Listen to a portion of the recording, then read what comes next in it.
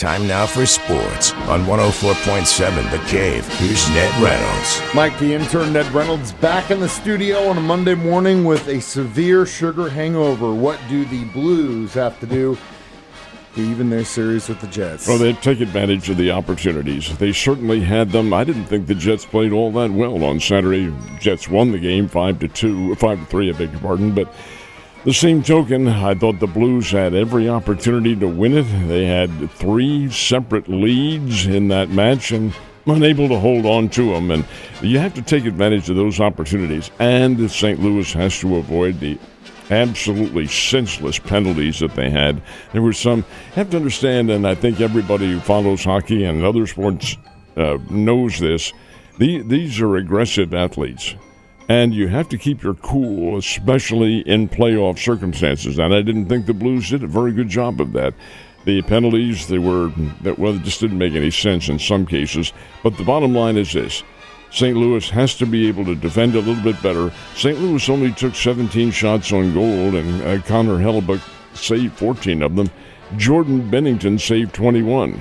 But that means that the Winnipeg club took 25 shots. 25 on goal. Your law of averages says you're not going to get all of them.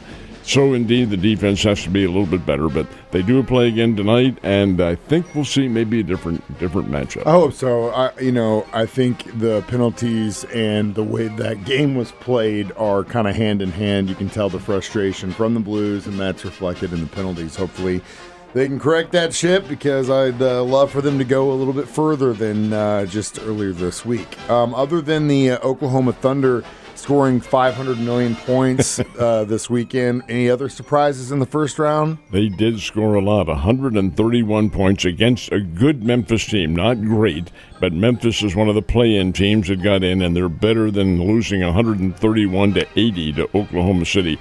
The Oklahoma City Thunder is pretty good, folks. They are a legitimate NBA contender. I did like the Minnesota Timberwolves going out to Los Angeles and knocking off the Lakers on the Lakers' home court. And that opened a lot of eyes, because that was a very substantial victory. Denver Nuggets, they had to go into overtime to beat the Clippers, but I'll tell you, I still like that Denver team. They've won the championship.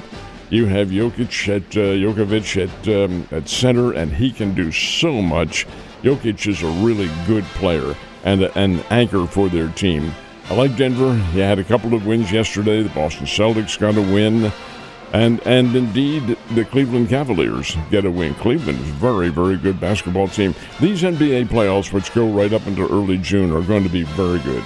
It really is, and so far, so good. Last but not least, the Masters had $20+ million payday, but the Heritage isn't that much of a slouch either. It was $5 million less, $20 million purse, and the PGA did that on purpose so it wouldn't dissolve into a secondary tournament, which the Heritage Classic is not. Anyway, Justin Thomas, who faltered at the Masters, really didn't falter this weekend. He had a 16-stroke lead, tied with Andrew Novak going into the 72nd and final hole. Okay, Justin Thomas has a 21-foot birdie putt. He's not going to make that, except that he did. And Justin Thomas wins the event on the final hole that ended a 3-year drought. He hadn't won in 3 years on the PGA Tour. And the win for him, $3,600,000. That's a pretty doggone good first prize. And it ended that drought, so good weekend for Justin Thomas. Yeah, a lot of good competition, as you mentioned. Last but not least, I just want your opinion on something. You've covered sports a long time, more specifically college sports. You have 2 players that play 1 year at a school, and they retire their numbers. What in the hell is going on with that? That defies understanding, to be honest with you. That's the least you can say about it, Ned. Cardinals in New York City against the Mets this past weekend, and we're facing a pretty damn good team, honestly. New York is a very good team. And the Cardinals go 0 for 4. They go over New York. Now, they do go back to New York again, and they'll play the Yankees this time when they go back. But that's not for a while. They just can't seem, they being the Cardinals, to put together a winning combination. And there's a reason for that. Let's just take, for instance, here the Mets. Why did the Mets beat them? Because the Mets have a lineup in which you never really feel safe when you're facing guys like Alonso and Soto hasn't even come out of his spring slump yet, and Francisco Lindor, Starlin Marte. These are all guys who are just outstanding ball players, and they are distinct threats every time, and you have them liberally sprinkled throughout the lineup, so your pitching staff can't really relax. Where with the Cardinals, you have youngsters in there who haven't really proven themselves, and you have guys who really haven't come through, and as a result, that's the kind of mix. The Cardinals aren't a bad team, but you can't consistently stand up against championship teams like this. That's why they're not doing it. Now, they're in Atlanta tonight. Atlanta's in a real slump. They're missing their top players. How the Cardinals do against the Braves, this is going to be indicative of what perhaps the season holds for them. Definitely going to see what kind of team we have here. Royals, we're doing that much better going into the weekend, but at least they got a win, right? They're 9-14. Kansas City's 9-14, and they're better than that. Their situation is one in which they just simply haven't come together. Yesterday, the Royals did get a win, beat the Detroit Tigers 4-3 in 10 innings. Bobby Witt is always he's at the engine switch for anything the Royals are going to do. He had a sacrifice fly in the 10th inning, made the difference in the bullpen. Carlos Estevez held on in relief, and that's big for Kansas City. So the Royals, who take today off, have the Colorado Rockies tomorrow night in Kansas City. But the fact is, Kansas City is better than 9-14 and should be.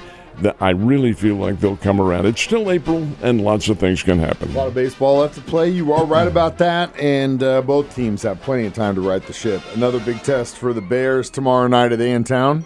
They are in town at Hammons Field. It is a non-conference game, but who are they playing? For the second time in a week, they're playing Mizzou. Now, Mizzou got a 10-9 win over the Bears last week up in Columbia. Missouri State had the tying run on third base, couldn't get that run home. Bears think they're better than Mizzou. Are they? Well, we'll find out again tomorrow night when they play 6:30 over at Hammons Field. Should be a very emotional and good ball game. We'll see what happens. Absolutely, Ned. You have a wonderful Monday, and I'll see you tomorrow.